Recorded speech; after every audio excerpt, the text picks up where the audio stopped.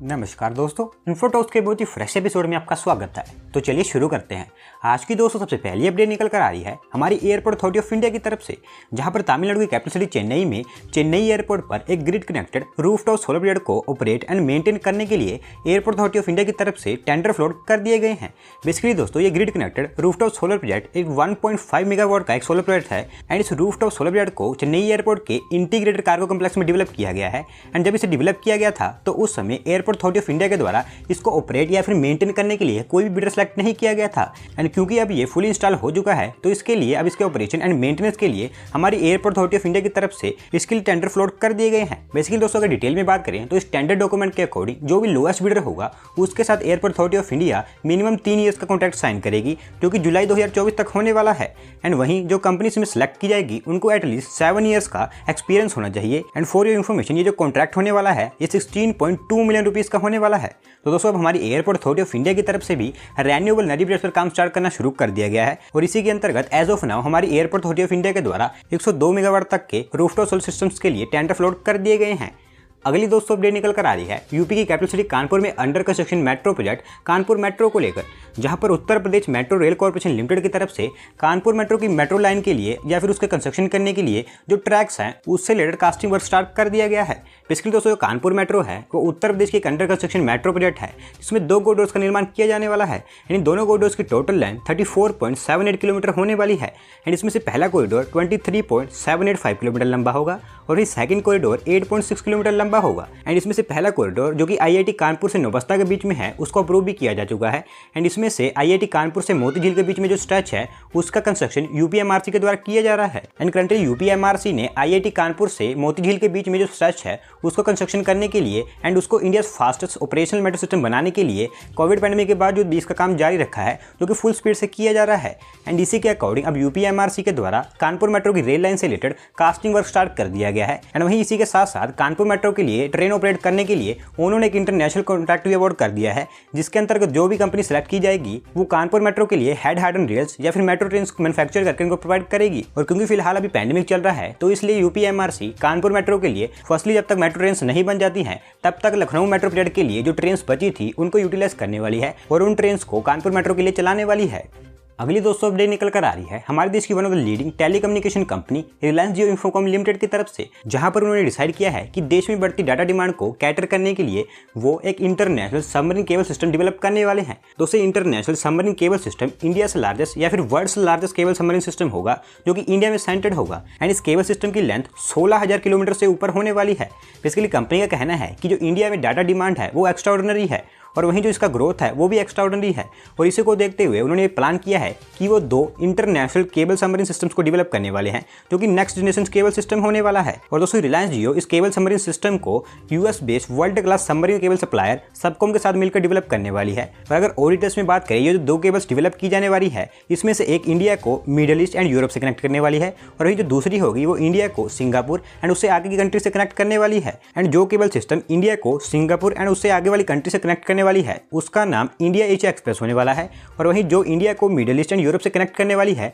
उसका नाम India Europe express होने वाला है। एंड दोस्तों वहीं डाटा स्पीड की बात करें तो रिलायंस जियो के अकॉर्डिंग इसकी जो स्पीड होने वाली है वो 200 Tbps तक होने वाली है। एंड ये इंडिया की हिस्ट्री में पहली बार होने वाला है कि इंडिया किसी इंटरनेशनल नेटवर्क के लिए एक सेंटर होने वाला है। और दोस्तों रिलायंस जियो के अकॉर्डिंग ये जो दोनों केबल सिस्टम्स होने वाले हैं ये 2023 एंड 2024 तक बनाकर कंप्लीट कर दिए जाएंगे। बढ़ते हैं दोस्तों अगली अपडेट की तरफ जो निकल कर आ रही है internal added services and products providing American multinational technology company Google LLC की तरफ से, जहां पर Indian news industry and also Indian news organisations को सपोर्ट करने के लिए गूगल की तरफ से इंडिया में उनका global product news showcase launch कर दिया गया है। बेसिकली दोस्तों इस न्यूज़ शोकेस को आपने गूगल के प्ले स्टोर पर देखा होगा जहां पर गूगल की एप्लीकेशन गूगल न्यूज़ के नाम से इसे लॉन्च किया गया है। एंड इस प्लेटफॉर्म पर वर्ल्ड की डिफरेंट 12 से ज़्यादा कंट्रीज़ की 700 न्यूज़ कंपनीज ने गूगल के साथ डील साइन की हुई है जिसके अंतर्गत वो उनके कंटेंट को गूगल न्यूज़ पर शोकेस करते हैं। एंड क्योंकि इस समय इंडिया में पैंडेमिक चल रहा है और मोस्ट ऑफ द पीपल उनके घरों में सबसे ज़्यादा न्यूज़ चैनल्स को देख रहे हैं तो इसी के अंतर्गत इंडियन न्यूज़ इंडस्ट्री को सपोर्ट करने के लिए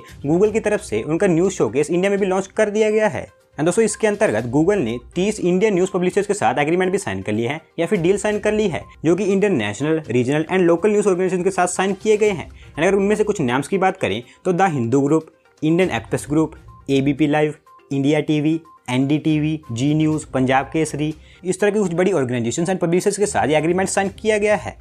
अगली दोस्तों अपडेट निकल कर आ रही है Hyderabad based Indian biotechnology company Bharat biotech की तरफ से, जहां पर इंडिया में वैक्सीनेशन ड्राइव को और भी फास्ट करने और देश में वैक्सीन प्रोडक्शन प्रोसेस को और भी फास्ट ट्रैक बेसिस पर डालने के लिए भारत बायोटेक की तरफ से यह अनाउंस कर दिया गया है कि वो हमारे साउदर्न स्टेट कर्नाटका में एक न्यू वैक्सीन मैन्युफैक्चरिंग प्लांट को सेटअप कर रहे हैं, जिस पर उन्होंने काम भी स्टार्ट कर दिया है एंड वो करंटली अंडर कंस्ट्रक्शन है। बेसिकली एज यू नो कि करंटली इंडिया में world's largest vaccination drive start हो चुकी है एंड क्योंकि इतनी बड़ी पॉपुलेशन है जो कि 135 से 140 करोड़ के बीच में है, उनको वैक्सीनेट करने के लिए जो वैक्सीन प्रोडक्शन है वो काफी हाई लेवल पर होनी चाहिए। एंड करंटली भारत बायोटेक उनकी जो हैदराबाद बेस्ड मैन्युफैक्चरिंग फैसिलिटी है वहां पर कोवैक्सीन की मैन्युफैक्चरिंग कर रही है, जिसकी capacity only 1 crore doses per month की है। और दोस्तों अगर इसी रेट से हमारे देश में वैक्सीन प्रोड्यूस होती रहेंगी तो बहुत लंबे समय तक इंडिया हमारी पूरी पॉपुलेशन को वैक्सीनेट नहीं कर पाएगा। एंड इसी चैलेंजेस को ओवरकम करने के लिए भारत बायोटेक की तरफ से कर्नाटक के कोलार डिस्ट्रिक्ट के मलुक टाउन में एक न्यू वैक्सीन मैन्युफैक्चरिंग प्लांट को सेटअप करने का काम स्टार्ट कर दिया गया है, जो कि करंटली अंडर कंस्ट्रक्शन है। एंड फॉर योर इन्फॉर्मेशन, ये new vaccine manufacturing plant India के लिए काफी बेनिफिशियल होने वाला है, क्योंकि ये new vaccine manufacturing plant nearly 5 crore doses per month तक प्रोड्यूस करने वाला है।